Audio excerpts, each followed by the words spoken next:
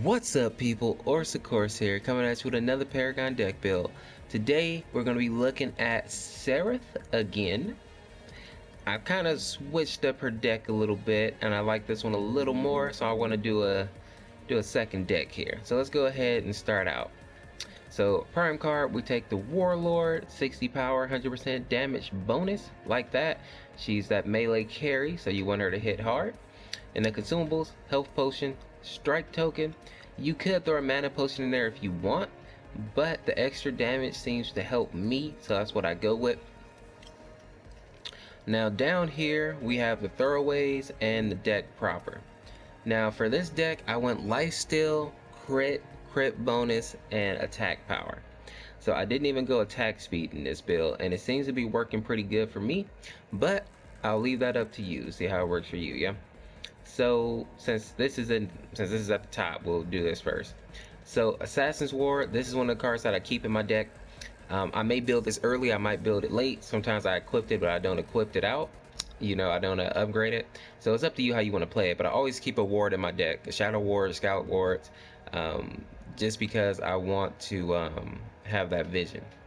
So this card gives you 6 power, 4 basic pen, and 2.5 life steal.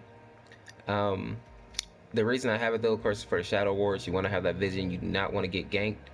Then I equip that with 3 lesser drains, which gives me a total of 10% life steal. So I like that, a little bit of life steal there, a little bit of damage, a little bit of pen.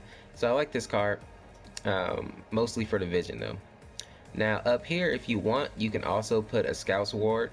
I chose not to run with a Scout Ward early on because I usually play pretty safe early, and then by the time I'm ready to venture out, I'll already have my Assassin's Ward equipped. But definitely, if you need that Scout Wards early, go for it.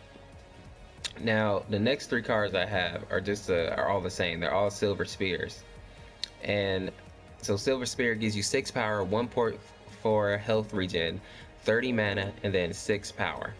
So she does use a little bit of mana, so I like this card because it gives me a little bit of everything. I like the health regen early game because nobody's doing a serious amount of damage, and if you're playing fairly safe, you know, just trying to get your farm up, going for kills when you know, when the opportunity's there, of course. This little regen that you get from Silver Spears with your health potion on top of it seems to does the trick. And then on top of that, I have 2 more, so the health regen stacks. So by about 15 minutes into the game or so, I usually have these equipped, maybe 15-20 minutes, if that might be too long. And they give me about 10 health regen a second, so it's like having a constant health potion.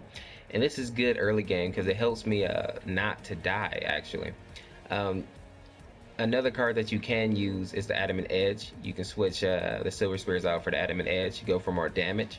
I like this though, it gives me a little more versatility, and it keeps me alive. Now as we get down here, we get the deck proper, along with the Shadow Ward up top, of course. So let's start out with the Spirit of the Rift Hunter. So I went ahead and equipped the Spirit of the Rift Hunter. 6 power, 4% crit chance, and then 8% crit chance once you fully upgrade it, giving it 12% there.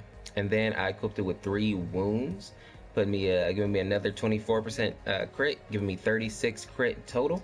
And that's all the crit that I run on this deck, actually. I know a lot of people are getting 48, 60.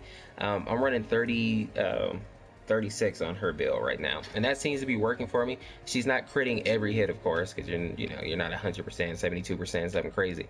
But she crits enough, and along with her kit, she seems to do okay like this. So I'm running with this right now just to see how it works. Now the next 3 cards I have are all the same, are all built exactly the same. They're called Thirst Fang. Now Thirst Fang gives you 6 power, 5 life steal, and then 12 power once you fully upgrade it. Now I like this because it gives you a nice boost to damage, but it also gives you that life steal, which helps you stay alive in the fights. And like I said, I have all my Thirst Fangs the same, so that's 15% or 15 life steal right there, on top of the 10% I get for the Assassin's Ward. So you're having about 25% life steal, so I like that. Now the last card I put in here is the Blade of Agora, and this card gives you 6 power, 100% crit bonus, and I equip that with 3 minor casts. giving me a nice little boost of power. But more importantly, I get that 100% crit bonus. Like I said, your crit isn't high, but 36%, you'll be critting still fairly often, enough to warrant getting a Blade of Agora. So this is what I'm running right now. I had her critting for about 560 against heroes. So that's not crazy. That's about what my coin gets hitting for. But along with her kit altogether, she can do some pretty nasty burst damage. So I'm liking this right now. Let me know what you think. Maybe you see some flaws in it, but right now it's running pretty well for me. So let me know what you think about the deck, people. Also, put in the comments, what are you thinking of Serath so far? Is she OP as people thought she would be? Is she just meh, or is she bad? What do you think? I'm curious. It's our first melee carry. What do you think about her? So that's all I have for you today, people. Make sure to drop a like if you like this video. Make sure to subscribe so you can see more of my content and be notified when it comes out. Also, share the video out. Somebody else might like it, and it helps me grow, so I appreciate it. Alright, people. Have a good one. We'll see you in the next video. Thank you for watching. Peace.